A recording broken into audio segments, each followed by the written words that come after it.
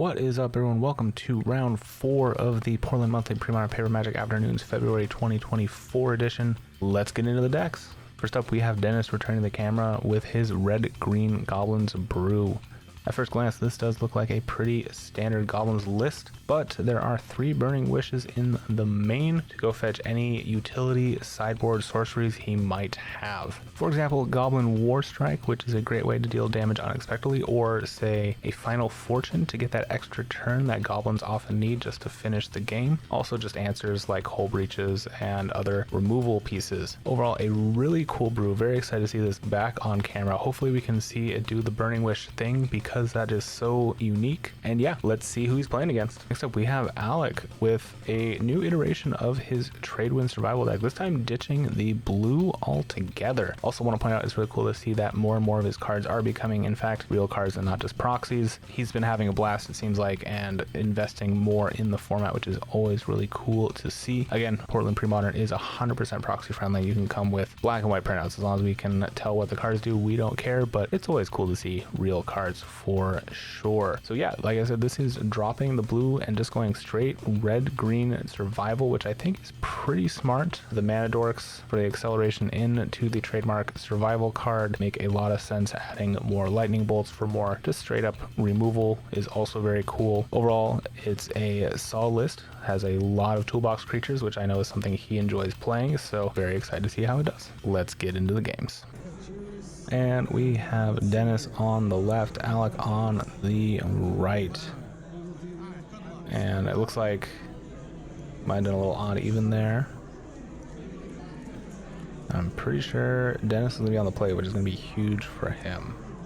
Alec is definitely going to be just looking to get down early blockers. Ooh, I'm seeing a pretty good hand for him. He's got both a survival and a mana dork out. But does he have any lands? Let's think about it. He's got 1 land. That is a very risky keep. Not sure if he knows what he's playing against, but that does guarantee, at the very least, a turn 2 survival. Well, it looks like Dennis is going to put it back. Is that going to put the pressure on Alec?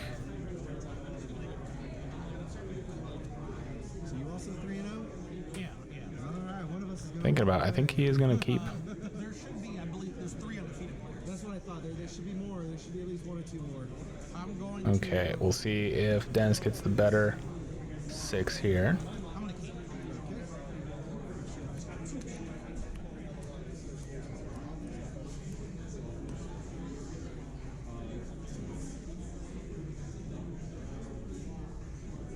There's a lot of land, but I think there's enough creatures in there to warrant keeping. Looks like we are.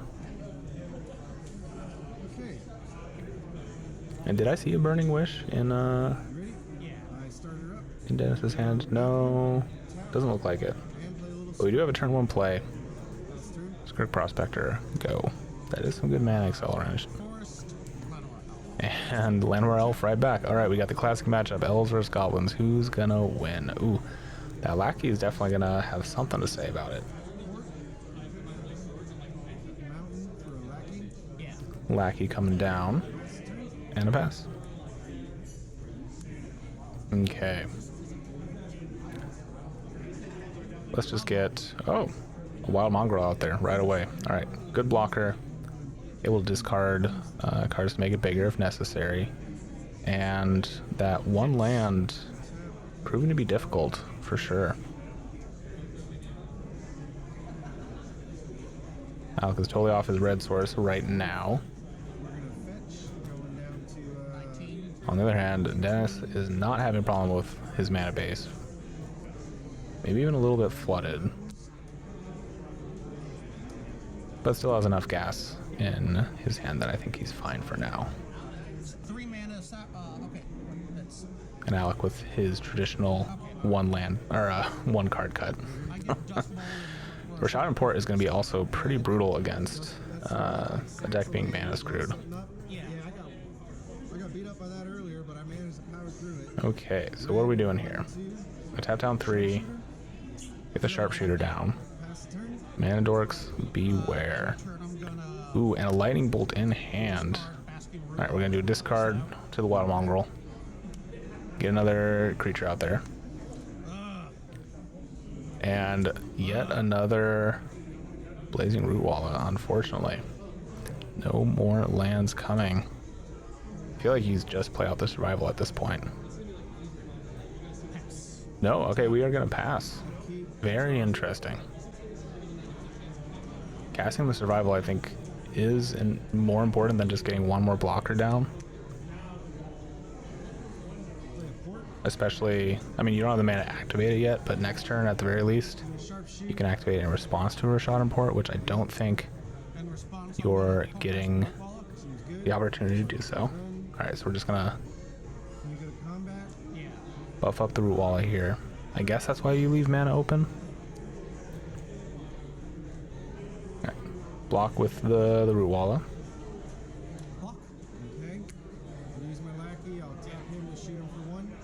Deal 1 to it, and that will be enough. Pass the turn. And a turn I'm gonna... And wondering if he plays out that that Goblin guy should be untapped, right? Because another creature died. He's not tapped, right?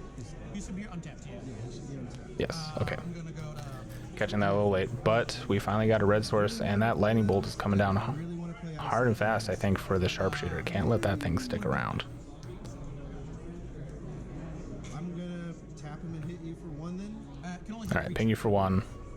Oh, creature or player. Alright, yeah, fair enough. Fair enough. Yep, sharpshooter is a very, very good creature. Only usually one of in the decks for goblins, which makes sense. I'm going to... I'd actually be surprised. I forget actually if it is in Alex deck or not. I feel like it should be as a nice utility creature. Alright, we're gonna get in for 3 with Wild Mongrel and pass.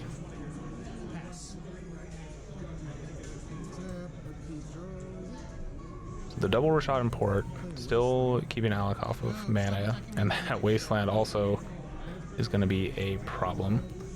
But Dennis doesn't have a lot going on in hand either. He just has a Goblin Tinkerer, and oh, is that a Burning Wish? It is. He did draw the Burning Wish. So do we see a wish here? And what do you grab?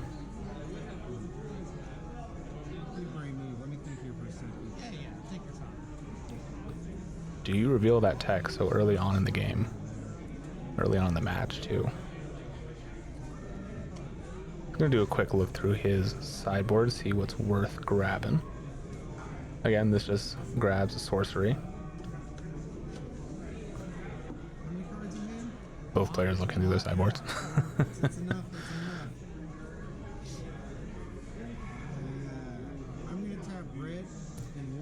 Alright, and we are going to Burning Wish. And what are we grabbing? Since there's a limitation on the search, we do get to see what he grabs. And it's going to be a Firebolt. And just going to attempt to cast it, kill the 1 blocker you do have. It does have flashback too, so Alec needs to be aware of that. Another lightning bolt coming down. Do you cast it now? I mean, you can't cast it now. You don't have a red source. Never mind. All you got is the Wild Mongrel, but it is a bigger clock than the Skirk Prospector right now, so might as well just swing for the fences and pass.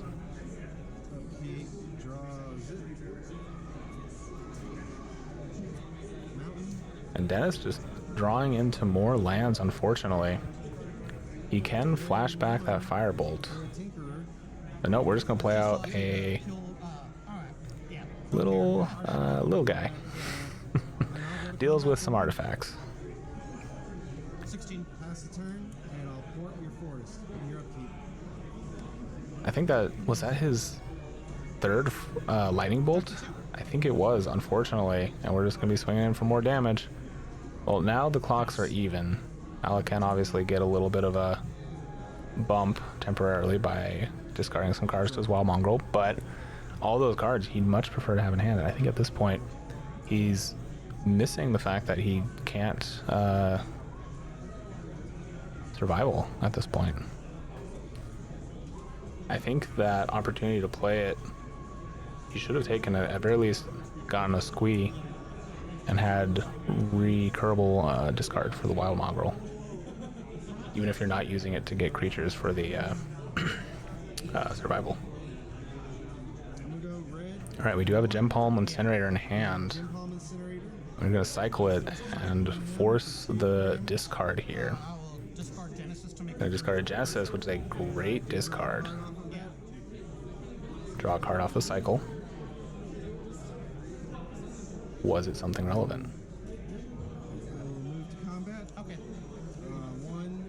No, we're just going to be swinging in for 2. And a pass. Alright, needing a red source here. Or just any land, really. As a Flametongue Kavu, that's not going to be good enough. Just going to swing in for 2 and pass. Now, definitely still ahead on life points here, but it just takes one good Goblin off the top. And is that a Skirk Prospector or is that a Siege Gang Commander? I can't quite tell. Either way, a lot of open mana and a creature. I think that is a Siege Gang. Yes. Alright, this is a problem. I needed you to not draw that card for one turn. The survival deck dirtled a little too long, and now Goblins has a real threat. This is a 2-turn clock on the board. And Alec is still not drawing into lands. This is not great. To be this mana screwed this late in the game is a real problem for sure, especially with 2 Rishadan ports. You need back-to-back lands to even make a difference on something. And I think this is just the blind swing in, asking how many cards are in hand. Not nearly enough. And yeah, I mean, you don't lose anything from the chump block. He is gonna main phase 2, just play out a blocker and pass. And I think this is going to be game, unfortunately. Dennis can just swing in with everything, sack the one that gets blocked, and sack the rest. Firebolt is also in the graveyard if he chooses. Just doing a little math here. I'm swinging for 4, assuming Alec blocks the biggest one. Ooh, and another Burning Wish. Are we going to see a Burning Wish for the Goblin direct damage here? We might. We'll go to combat? Yeah. 1, 2, 3, 4, 5. All right. 6. All going in.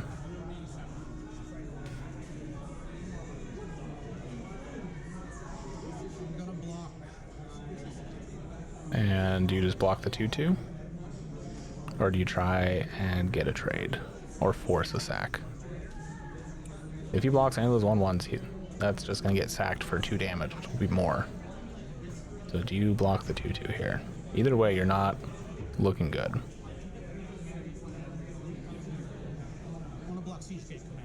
Alright, I'll tap red and Okay. and sack him to shoot me for 2. Alright. Interesting. Just going to sack the CJ to himself. Take 4 and another 2 for 6. Down to 6. Burning Wish. That's a very interesting call to sack the Siege Gang Commander.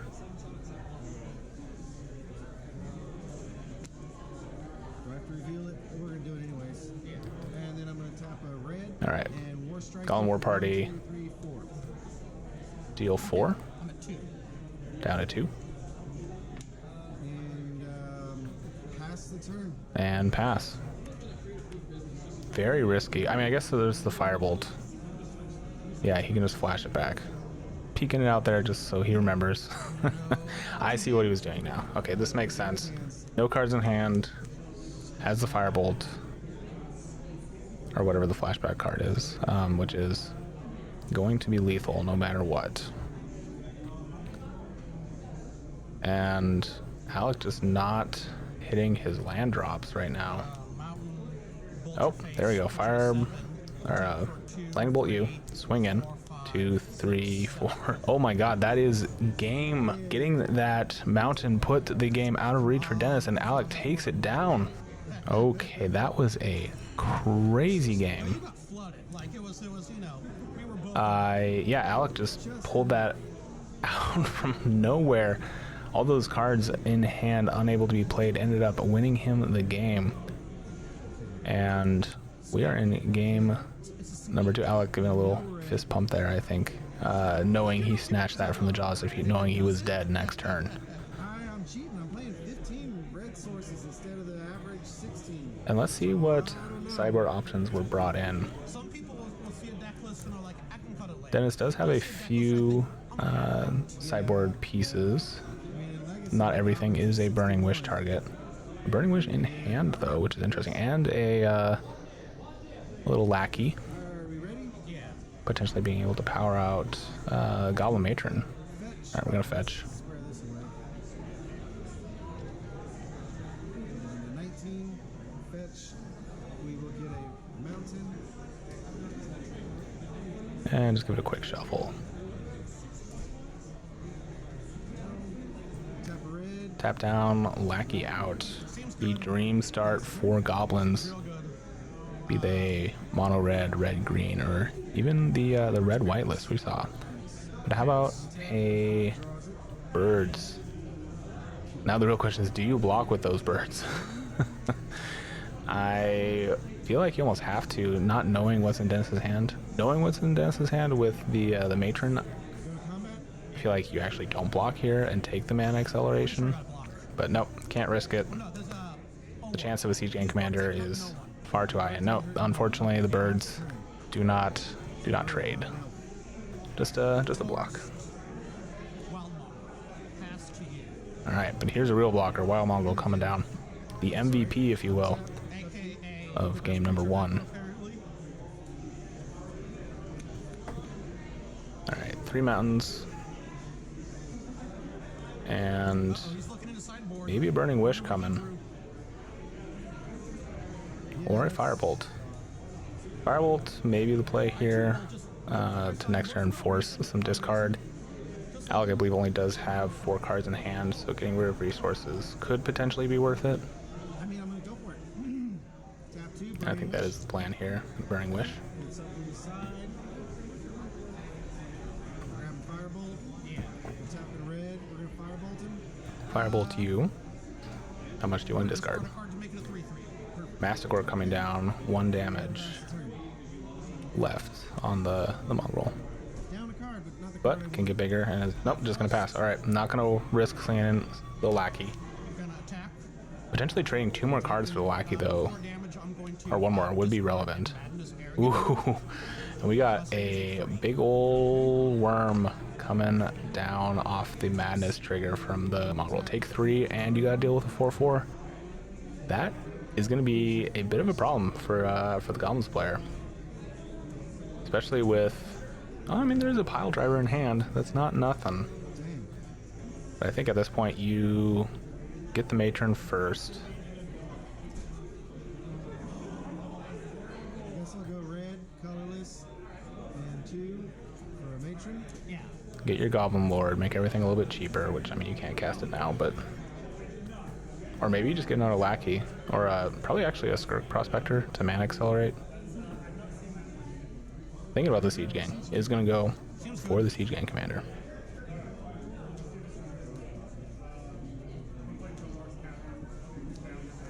And I will just pass. Does he actually have his 5th land, though, in hand? I don't think he does. Alright, we're just going to get aggressive. Swing in for 6. How many cards in hand? 4 cards. No, he does not have a 5th land. 6. Alec also a little mana starved, but not too bad. I also notice he has one of the Lucky Lab proxies that we give out every tournament. This time it was a forest. I can't remember if it was for this one or the one prior, but one of the locals prints out some land art and some other stuff. takes requests sometimes for some of the more expensive proxies. Oh, and we're grabbing the mountain one too. You'll notice both of the arts feature a little black lab. And how about a Ravenous Baloth? Get some life gain too to go with it. How about a 4/4 you can't deal with, and if you can, I'll just gain 4 more life.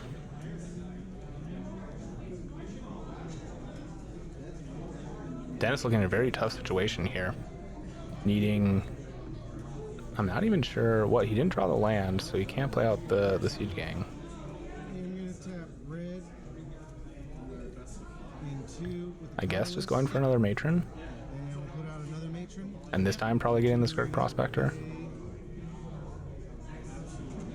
Lackey. No, another Lackey Play that lackey. to play it out. Yep. Interesting. I'm gonna pass. I think at this point he's just trying to get some blockers, maybe looking to counterattack with one of the lackeys.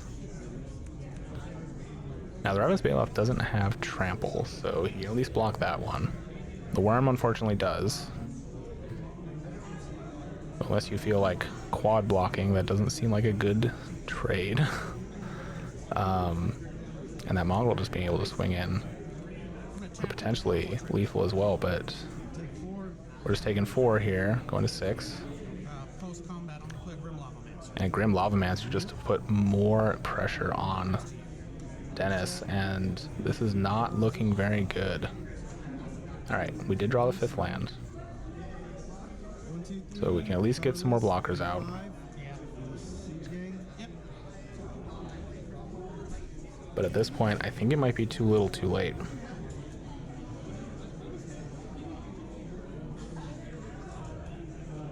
I think just a pass here.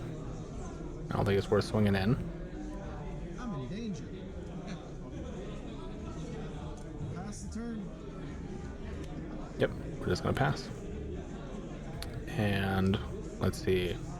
Can Alec just close it out here?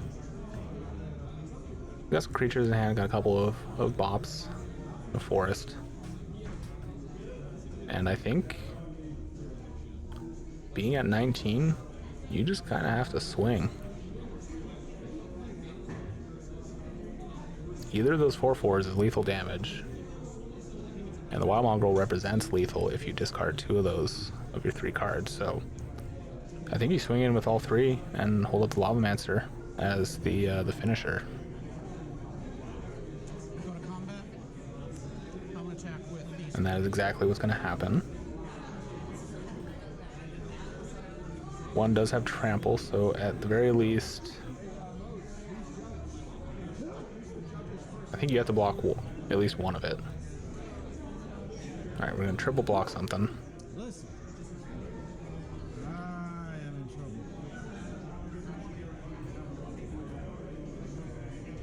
Alright, no, we're going to quad block the worm. No trample damage coming in. 2, Chump block there. 4 there. Oh, do lethal damage there. Oh, and did he forget about the Wild Mongrel? Uh-oh. Potentially a major problem. Yeah, that's it. Those are your blocks. Yes.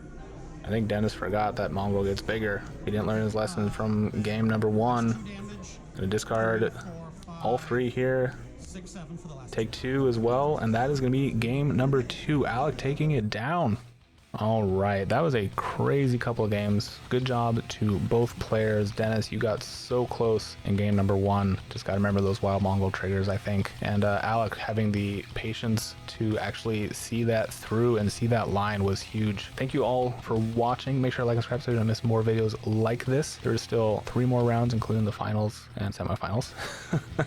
And then we are into next month as well. It's already recorded. I just have to edit it, so I'm trying to get through these as fast as I can. You may have noticed we're doing 2 a week right now. Well, I can't keep up that pace forever, for at least for now. You're getting double the content. I also want to know real quick, I do actually have a Patreon. I'm not really doing too much with it right now, but it is linked in the video description at the bottom. If you guys have been liking the content and want to just find other ways to support, that is totally cool. If not, I honestly just appreciate all the outpouring of support, all the views, the comments, the likes. It's been incredible. So if you made it this far, thank you and have a great rest of your day.